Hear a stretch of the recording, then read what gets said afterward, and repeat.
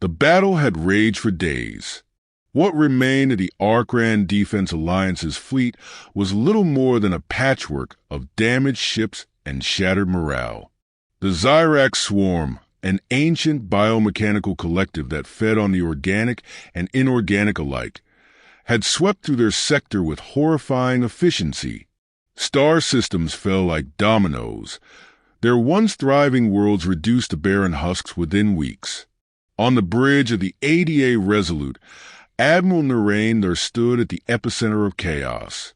The holographic display projected the grim reality. Green markers for the swarm outnumbered the blue of the ADA fleet 10-1. The Zyrax were not just overwhelming.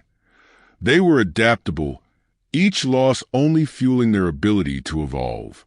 "Admiral, shields are failing on the Vigilance," cried one of his bridge officers, her violet crest quivering in panic.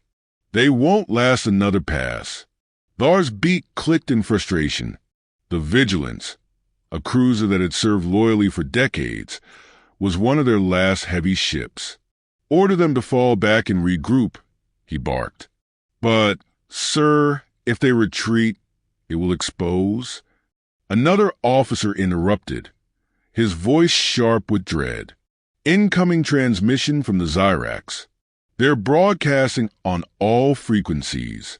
The bridge fell silent as the guttural, inhuman screeches of the swarm translated into a chilling, synthetic monotone.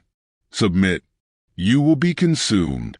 Your resistance is futile." The message repeated, each cycle a dagger to the Archon's already frayed nerves. Some officers froze, while others muttered quiet prayers to gods long since forgotten. Thar's feathers flared, his defiance refusing to crumble even in the face of annihilation. "We fight until our last breath," he declared. "Even if—" The ship shuddered violently, and Thar stumbled forward, gripping the console to steady himself. "What hit us?" "Localized gravitic anomaly, Admiral," came the frantic response. "It's a new Zyrax weapon." Thar closed his eyes for a brief moment. Was this how it ended? His mind raced through the faces of comrades lost, of the lives depending on them, of the promise he had made to protect his people. And then, like a whisper in the dark, a new signal pierced through the cacophony. It carried no aggression, no threat, just calm certainty. "This is Captain Dara Ayres of the UNS Concordia. We're here to help." Chapter 1. The Arrival of Humanity. In the history of the Ark-Ran, the humans were a recent addition to galactic society. When they first emerged from their home system a few decades prior, their sudden expansion was dismissed by most as the clumsy flailing of an ambitious but unsophisticated race. Few took notice of their struggles or triumphs, considering their brief history among the stars as inconsequential. But those who underestimated humanity often lived to regret it, if they lived at all. The humans had arrived with no fanfare, their fleet emerging from a wormhole like wraiths. Their ships were angular and dark, their hulls forged from materials unfamiliar to even the most advanced civilizations. The UNS Concordia led the formation, its massive silhouette dwarfing every ship in the Ark-Ran fleet. It was an awe-inspiring sight, its surface shimmering as if alive, a testament to the cutting-edge technology humanity had developed or stolen. Admiral Thar's voice was wary as he opened the channel. "Captain Ayres, this is Admiral Thar of the ADA Resolute. This is not your fight. Withdraw while you still can." Captain Dara Ayres appeared on the holoscreen, her image crisp despite the distortion of the battlefield's energy discharges. She was a human of middling years, her dark hair streaked with silver, her expression one of absolute focus. Her steely blue eyes held a quiet fire. "With all due respect, Admiral," she replied, her voice calm but unyielding. "If the Zyrax break through here, they'll reach human space next. That makes it our fight." Thar's feathers ruffled in surprise. You think you can turn the tide? The Zyrax are a force of nature. We've faced them for decades. Decades of adapting to their strategies. Ayers interjected, a faint smile playing at her lips. We don't have that history. What we do have is the element of surprise and a whole lot of firepower. Now, with your permission, we'd like to show you what we can do. Before they could respond, Ayers gestured to someone off-screen. All ships, engage. The human fleet moved as one. Their smaller frigates darted forward like predators, outpacing the swarm's reaction time. Advanced weaponry lit up the void. A dazzling array of precision railguns, plasma torpedoes, and directed energy beams. Each shot struck with devastating accuracy, exploiting weaknesses that the Arcran hadn't even known existed. The Concordia, however, was the centerpiece of the assault.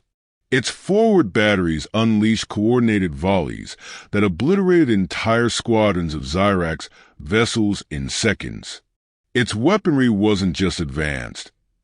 It was terrifyingly efficient, as it designed with one purpose: annihilation. Admiral Dar, Ayers' voice returned, cutting through the chaos. Pull your ships behind our lines. Focus on supporting fire and damage control. We'll take the brunt of the attack. Dar hesitated. Captain Ayers, your fleet is outnumbered. The Zyrax will adapt. They always do. Then it's a good thing we don't fight fair. Ayers replied. Her tone carried a confidence that bordered on arrogance, but there was no denying the results.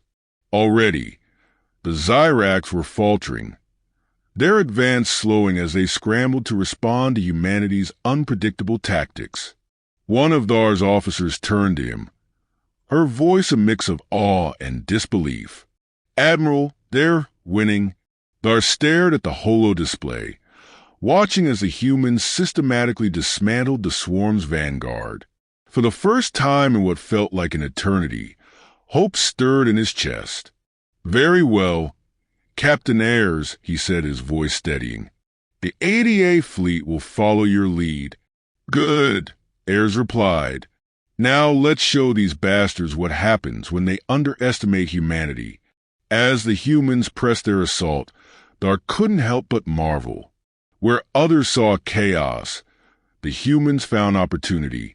Where others hesitated, they acted with ferocity. For the first time, he began to wonder if the galaxy had underestimated this young species. Perhaps humanity was not just another race. Perhaps they were something far more dangerous. Chapter 2. Unleashing Humanity's Fury. The Zyrax swarm surged forward, their biomechanical ships riding like a living wave of death. The swarm's vessels were grotesque amalgamations of flesh and machine, bristling with organic weapons that pulsed with sickly green energy. They had seen countless species fall before their relentless advance, their collective intelligence evolving with each victory. To the swarm, humanity was just another quarry. But this time, they had made a mistake. The human fleet strikes. Engage all systems.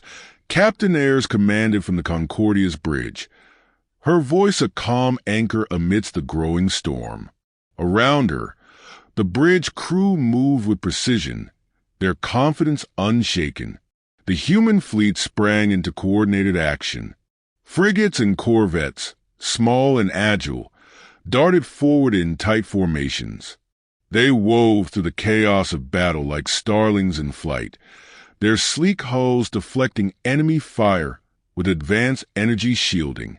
They were equipped with weapons designed for rapid strikes, magnetically accelerated railguns that fired projectiles at near-light speed, slicing through the Zyrax's organic armor with ruthless efficiency. Behind them, larger cruisers provided long-range support. These ships unleashed torrents of plasma torpedoes, their glowing projectiles carving fiery arcs through the void before slamming into the swarm's bulkier ships. The torpedoes weren't just weapons. They were designed to adapt, their payloads reconfiguring mid-flight based on the composition of the target. Each explosion was a calculated act of destruction, unraveling the intricate biomechanical systems of the Zyrax vessels. The UNS Concordia, however, was the true embodiment of humanity's defiance. It sat at the center of the fleet, like a war god, its weapon systems firing in relentless waves. Its main cannon, a spinal-mounted particle accelerator, unleashed blasts of energy that tore through the largest Zyrax ships like they were paper. Surrounding the dreadnought, swarms of autonomous combat drones added to the carnage, their AI-guided weapons overwhelming the swarm's attempts to adapt. The Zyrax fight back. The swarm was not passive. Even as human weapons tore through their ranks, the Zyrax ships began to shift, their organic components mutating in real time. New armor plates grew over vulnerable areas, and their weapons adjusted, spewing bursts of corrosive acid and streams of plasma at the human fleet.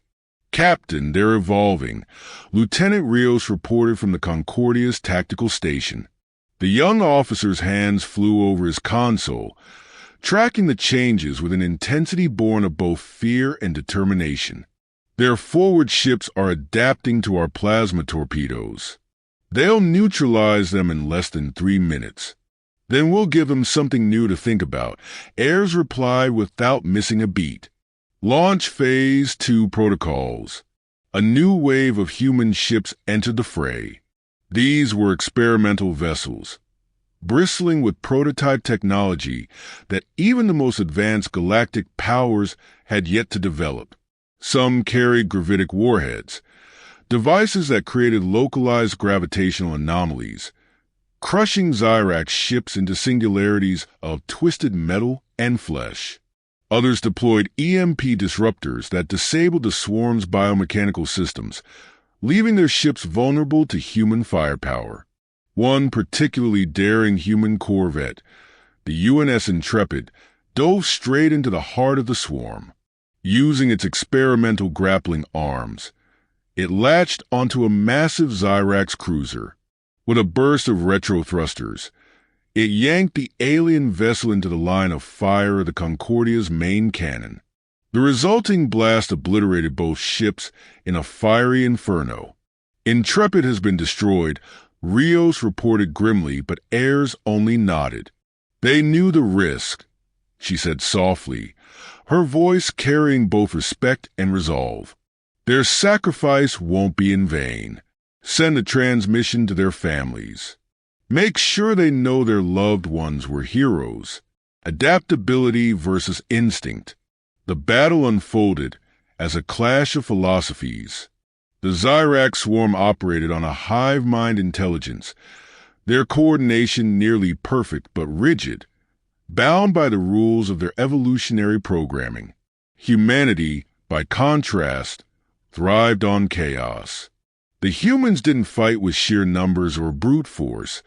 They fought with ingenuity. When a Zyrax ship adapted to one weapon, the humans countered with another. When the swarm tried to envelop the fleet, the humans turned the ambush into a trap, deploying mines that detonated in synchronized waves, shredding dozens of enemy ships. On the bridge of the Resolute, Admiral Dar watched in stunned silence as humanity turned the tide of battle. Their tactics were unconventional, almost reckless, but undeniably effective. They're unpredictable, he murmured, his voice tinged with awe. They adapt faster than the swarm. They don't just adapt, one of his officers replied. They innovate, a display of brilliance and madness. The pinnacle of humanity's ingenuity came when the UNS Vanguard, a heavily armed cruiser, activated a device that had been described in hushed tones as borderline insane. The Vanguard began broadcasting a jamming signal that mimicked the Zyrax's hive-mind communication. Instantly, the swarm faltered. Their ships veered off course, firing at one another in confusion as their collective intelligence fractured. For a brief, Glorious moment. The predators have become prey. Jamming signal is degrading, Rios reported. They'll overcome it in 90 seconds. That's all the time we need, Ayres said. She stood, her presence commanding, and gave the final order. Activate the hammer protocol. The hammer falls. From the Concordia's lower decks, massive bay doors slid open to reveal the god's hammer, humanity's ultimate weapon in the fight against the Zyrax. A kinetic orbital strike device, it was little more than an enormous tungsten rod, simple in design, but devastating in execution. Using a nearby planet's gravity well, the hammer was accelerated to unimaginable speeds. It streaked through space like a falling star, aimed directly at the swarm's central hive ship. The impact was cataclysmic.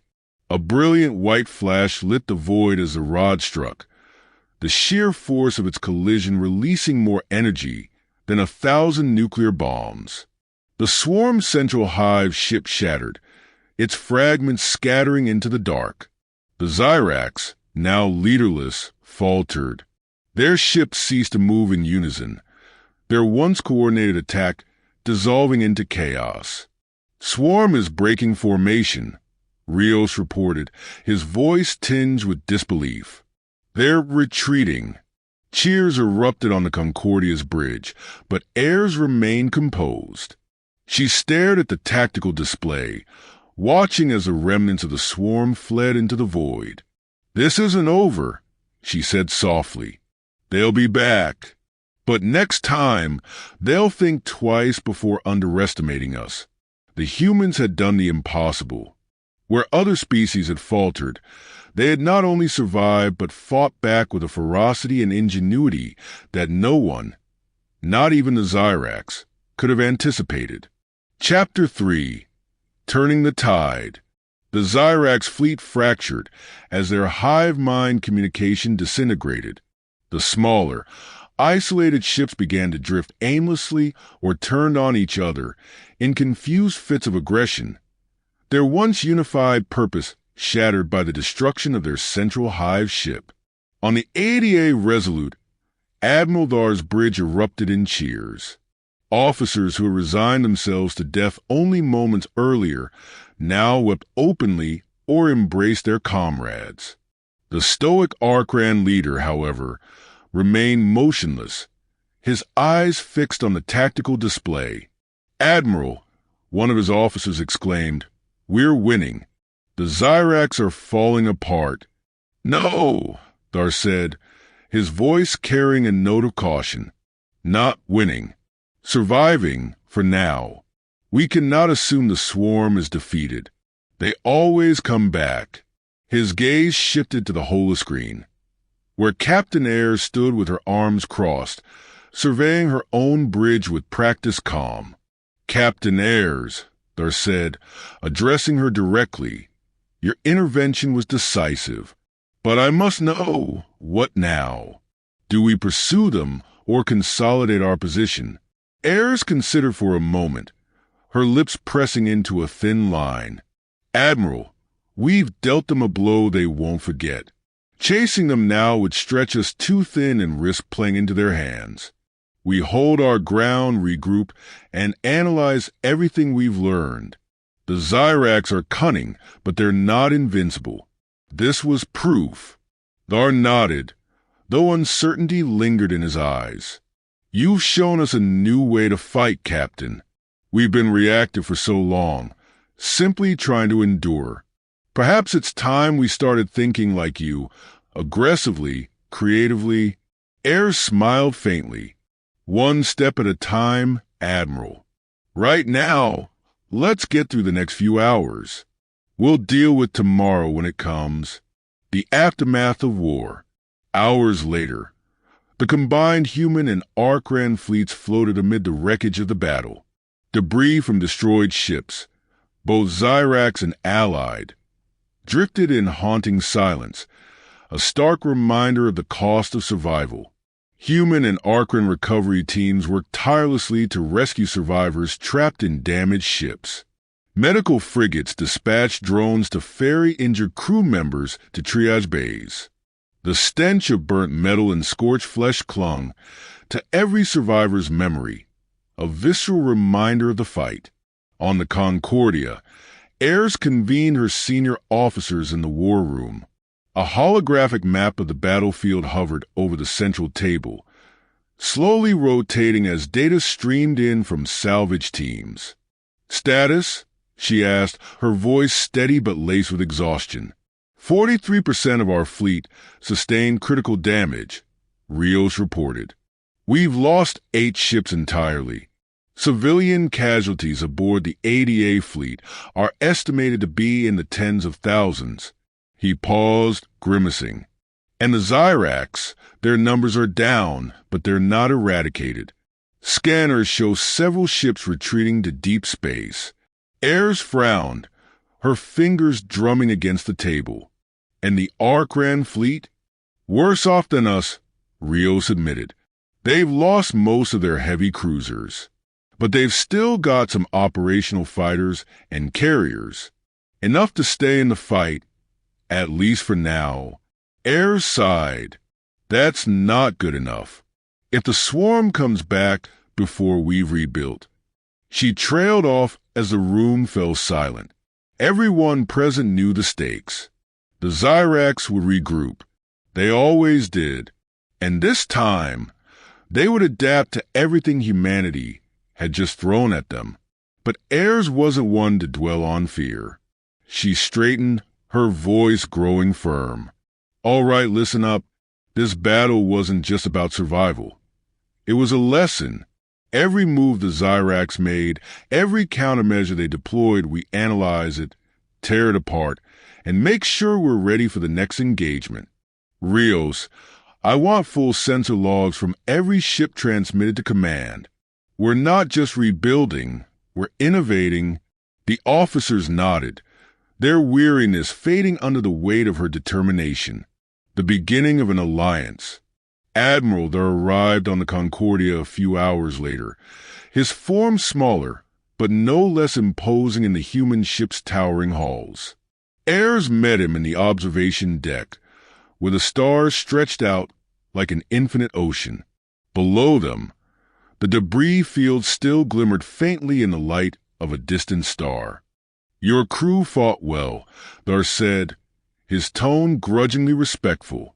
"I didn't think it possible to stop the Zyrax, let alone break them." Ayres turned to him, her expression unreadable. "We didn't stop them, Admiral. We slowed them down. They'll be back, and next time they'll be smarter, tougher. But we'll be ready." Thar's feathers flared slightly, a sign of cautious hope. "The Arcran have always fought alone.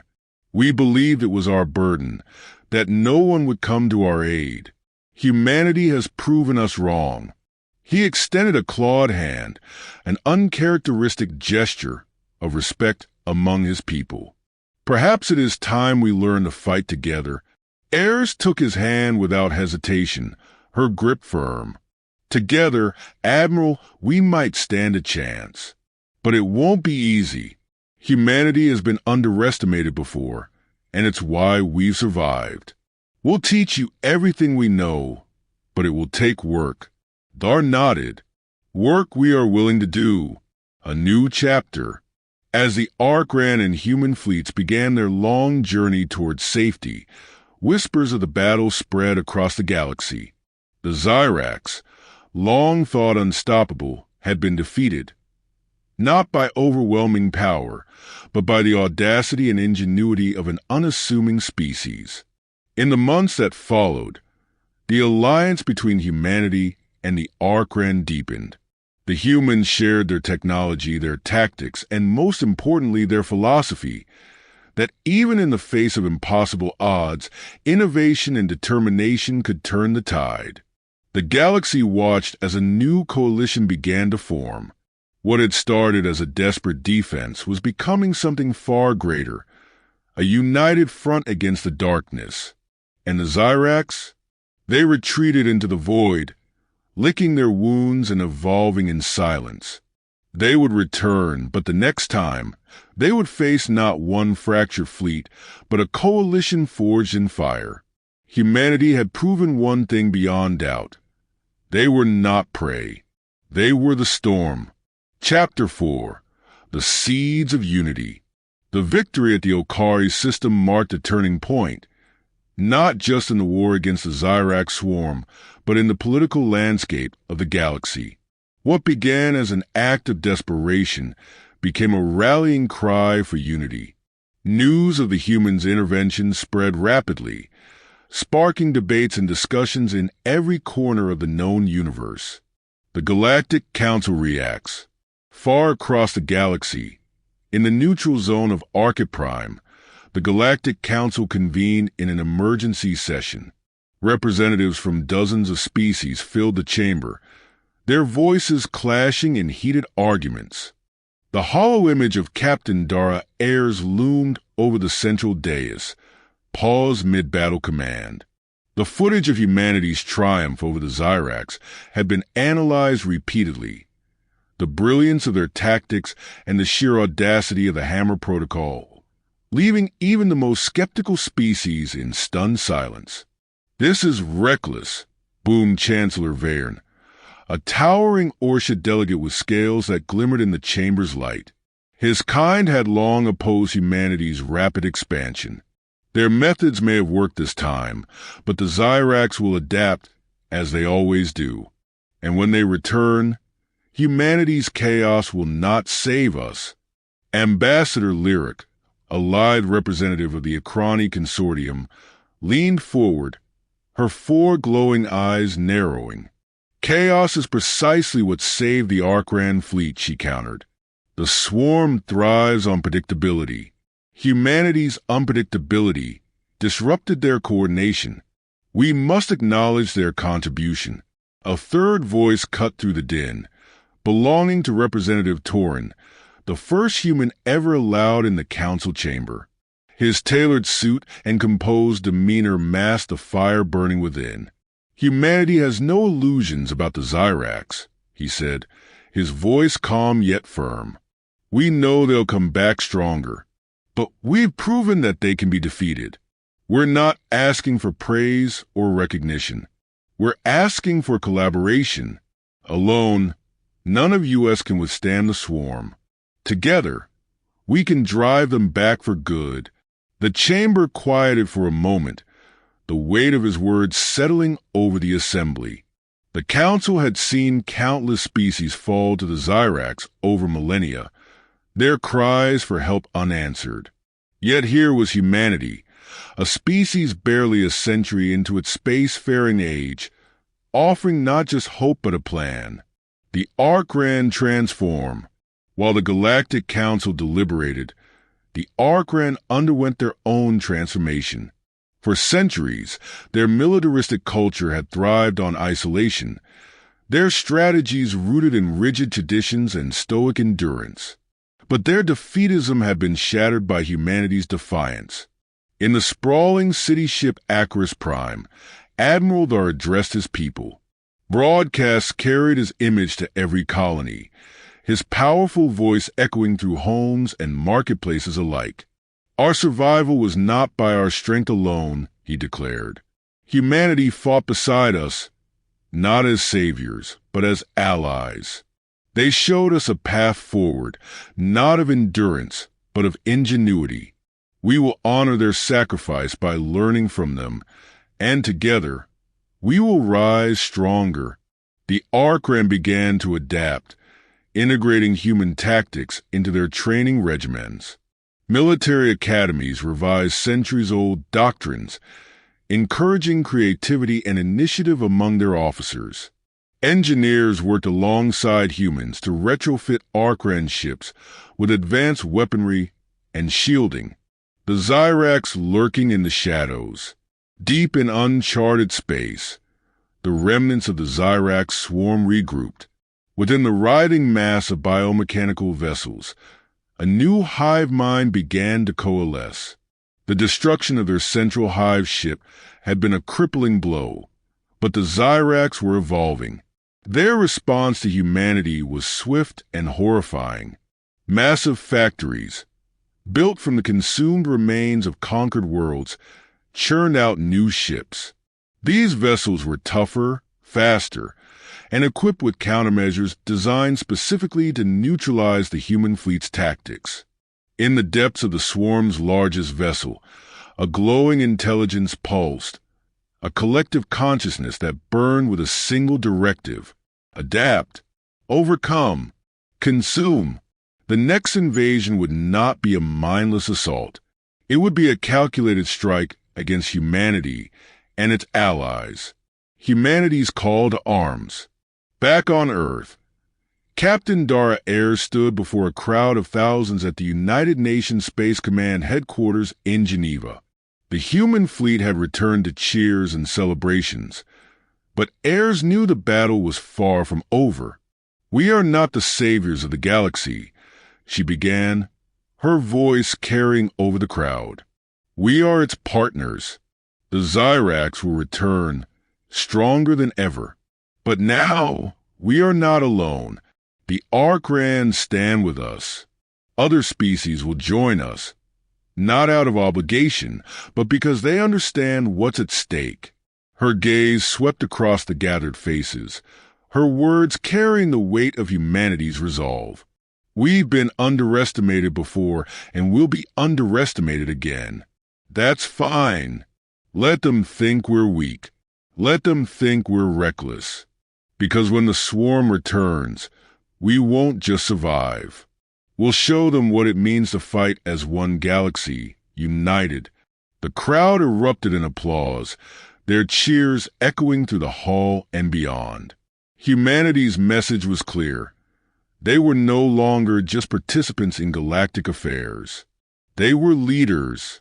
Epilogue: a united front. In the months that followed, alliances were forged at an unprecedented pace. The Arcran became the first species to sign the Okari's Accord, a treaty of mutual defense and cooperation led by humanity. Other species soon followed, from the calculating Akrani to the cautious Telnari. The galaxy was not yet at peace, but it was no longer fragmented. For the first time in millennia, old rivalries and prejudices began to fade in the face of a common enemy. And in the shadows, the Zyrax prepared. Their defeated Okaris had taught them one thing above all. This time, they were not facing prey. They were facing predators.